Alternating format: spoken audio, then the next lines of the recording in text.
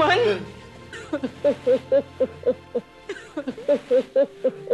बेटा, हमारी तो दुनिया ही उजड़ गई।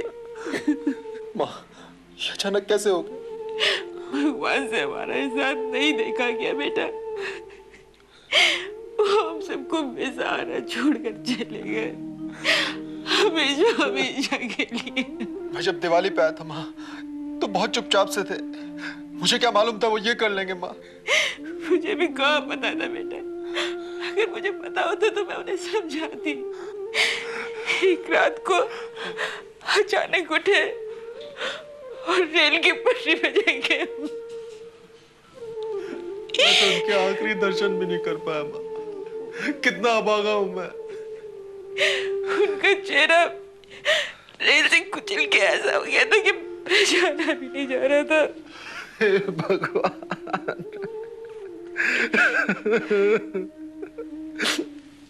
पिताजी, पिताजी आपने ऐसा क्यों किया? पिताजी, आपने ऐसा क्यों किया? पिताजी, क्यों किया? पता नहीं ऐसी कौन सी मजबूरी थी कि उन्हें आत्महत्या के सिवा दूसरा कोई रास्ता ही नहीं दिखा।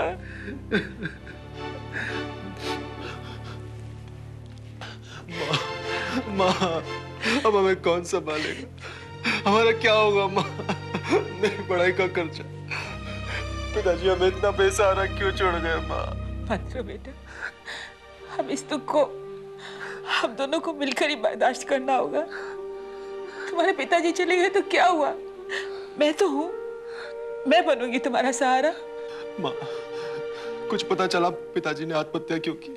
चड्ढा साहब ने उन्हें चोरी करते हुए देख लिया था। बस इसी बदनामी के डर ने उनकी जान ले ली।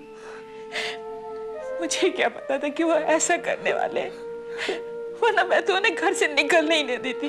पिताजी, मत रो मन, मत रो बेटा। देखो, मरने वाले के साथ मरा तो नहीं जा सकता ना। अपने पिताजी को हाथ जोड़ो और भगवान से प्रार्थना करो कि वो उनकी आत्मा को शांति दे।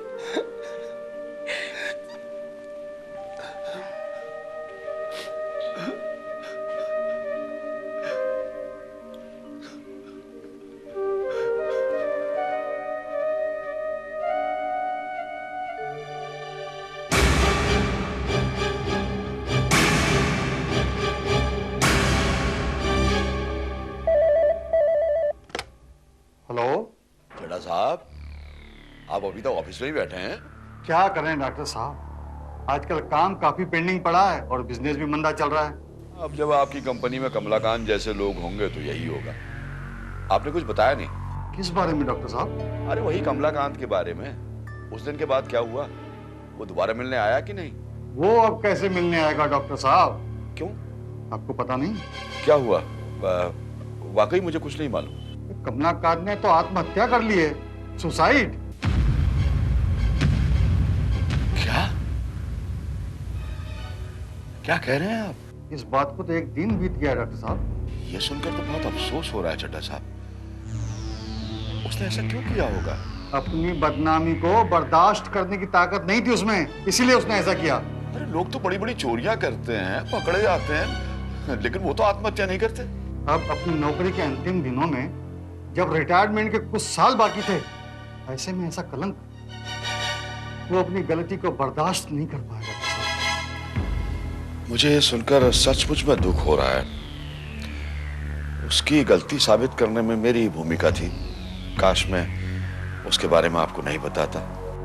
सच्चाई कभी छिप नहीं सकती डॉक्टर साहब। ये भी आप सही कह रहे हैं चड्ढा साहब। अब चोर को चोर ना कहते तो क्या कहते, लेकिन मुझे इसका अंदाजा नहीं था कि वो ऐसा कदम भी उठा सकता है।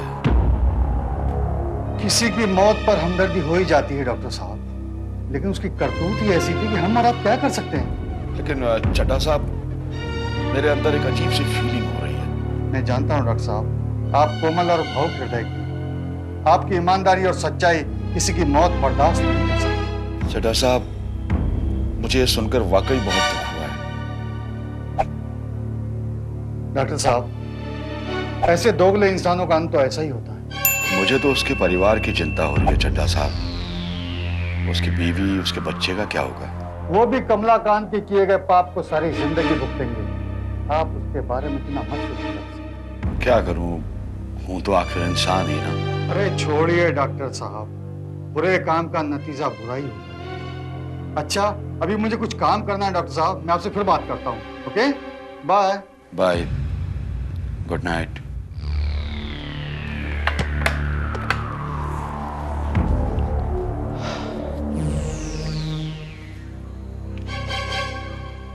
माँ, ये डॉक्टर गजेंद्र कौन है? क्यों, क्या हुआ? तुम बताओ तो सही, क्या तुम जानती हो उनके बारे में? सिर्फ इतना ही कि वो कभी कभी तुम्हारे पिताजी से मिलने आते थे, लेकिन बात क्या है? मैं उस आदमी से मिलना चाहता हूँ। लेकिन क्यों, किस लिए? वो तो तुम्हारे पिताजी के दोस्त थे। दोस्त नहीं, वो दुश्मन थे मेरे पिताजी के। उन्होंने मेरे पिताजी की हत्या की है। ये क्या कह रहे हो तुम? होश में तो हो? मैं बिल्कुल होश में हूं मां, लेकिन हैरानी इस बात की है कि जो बात मुझे पता चल गई उसके बारे में आपको कुछ नहीं मालूम। क्या पता चल गया है तुम्हें? किसने तुम्हें बता दिया कि डॉक्टर गजेंद्र तुम्हारे पिता के हत्यारे हैं? ये चिट्ठी मिली है मुझे पिताजी की। इसमें लिखा हुआ है कि उनके मरने के बाद ही मुझे चिट्ठी मिले। कहाँ थी चिट्ठी? मेरे कबर्ड में रखी थी, जो शायद आपको दिखाई नहीं दी मां। इसमें सब बातें साफ साफ लिखी हुई। क्या लिखा है? इसमें लिखा है कि डॉक्टर गजेंद्र ने उन्हें चोरी करने के लिए मजबूर किया था और उनके कहने पर ही पिताजी ने गलत काम किया। पता नहीं उन्होंने ये सब बातें क्या सोचकर लिखी। और इतनी बात तो आप भी जानती कि पिताजी कभी कोई बात झूठ नहीं लिखेंगे। हो ना हो डॉक्टर गजेंद्र ही उनकी मौत के जिम्मेदार है मां। जो आदमी आज है ही नहीं, उसकी बात का क्या विश्वास करूं? सच्चाई तो यह है कि गलती तुम्हारे पिताजी की थी। लेकिन उन्हें यह गलती करने के लिए मजबूर किसने किया मां? बेटा, मैं जानती हूँ कि अपने पिताजी की चिट्ठी पाकर तुम्हें डॉक्टर गजेंद्र पर बहुत गुस्सा आ रहा होगा, लेकिन डॉक्टर गजेंद्र तुम्हारे पिताजी की मदद करना चाहते थे। तुम्हारे एडमिशन के डोनेशन के 50,000 रुपए डॉक्टर गजेंद्र ने ही दिए थे। पैसों का लालच देकर उन्होंने मेरे पिताजी को चोर बना दिया मां। ऐसा नहीं है। एक बेटे होने के नाते तुम सिर्फ अपने पिताजी का ही पक्ष देख रहे हो। कुछ भी हो मां, मैं उस गजेंद्र को छोड़ूंगा नहीं। ये सब उसी का किया हुआ है। वरना पिताजी जो ईमानदारी की राह पर चले, वो ऐसा गलत काम कभी कर ही नहीं सकते मां। अपने पिताजी की चिट्ठी पाके इतनी ज्यादा तैश मारने की जरूरत नहीं है। डॉक्टर साहब बहुत बड़े आदमी हैं। अब जब तुम्हारे पिताजी रहे नहीं, तो डॉक्टर साहब के बारे में बुरा सोचने से वो वापस तो नहीं लौट आएंगे। लेकिन मां, ये बात मेरे दिमाग में घर कर गई है। वो होंगे बड़े आदमी, लेकिन मेरे पास उनके लिए नफरत ही नफरत है। तुम्हारी नफरत से कोई काम नहीं चलने वाला। तुम्हारे पिताजी के बाद घर गृहस्थी की सारी जिम्मेदारी तुम्हारे कंधों पर है। पिताजी के ना होने से पढ़ाई की फीस चुकाना भी मुश्किल है मां। और अब तो मेरा दिल भी नहीं लगता पढ़ाई में।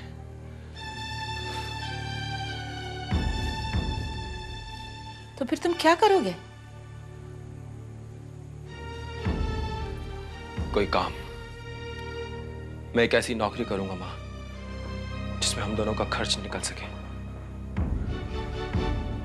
मैं कल जाके चड्ढा जी से मिलता हूं।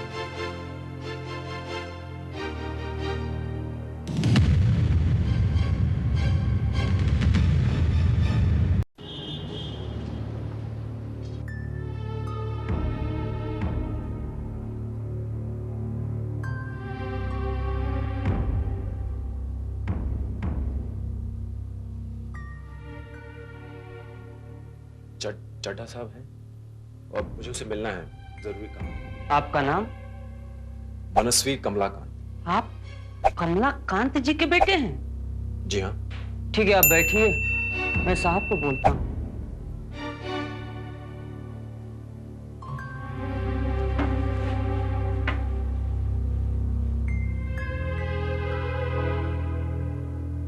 सर, कमलाकांत का बेटा आया हुआ है और आपसे मिलना चाहता है। कमलाकांत का बेटा मुझसे मिलने? जी सर। ठीक है, भेज दो अंदर। Okay sir.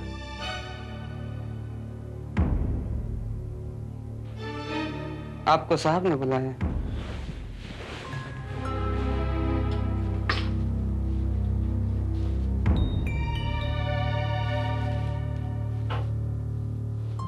नमस्कार सर। नमस्कार।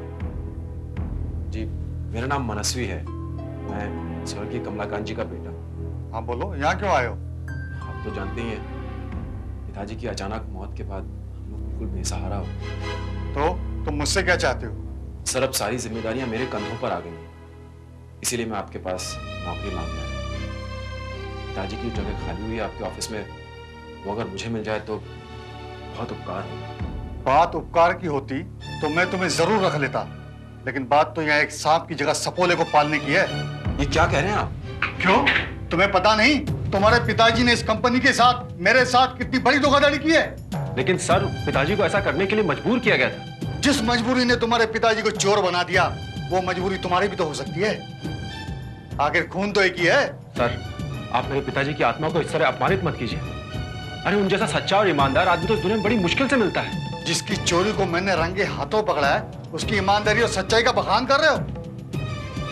वो कहावत है ना कि दूध का जला हुआ छाछ को भी फूक फूक कर पीता है। मैं तुम्हें इस कंपनी में कोई नौकरी नहीं दे सकता, सॉरी। लेकिन प्लीज सर। तुम तो पढ़ाई कर रहे थे, तुम्हारी पढ़ाई के डोनेशन के लिए कमलाकांत ने 50,000 रुपए दिए थे। जी हाँ, लेकिन मैंने पढ़ाई छोड़ दी है। अब मेरा मन नहीं लगता पढ़ाई में।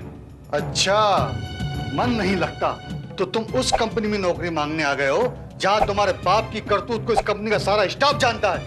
सर, शायद आपको पता नहीं, लेकिन पिताजी ने जो कुछ भी किया वो डॉक्टर गजेंद्र के कहने पे किया। अच्छा, मरे हुए बाप की सफाई देने के लिए नई कहानी कर ली?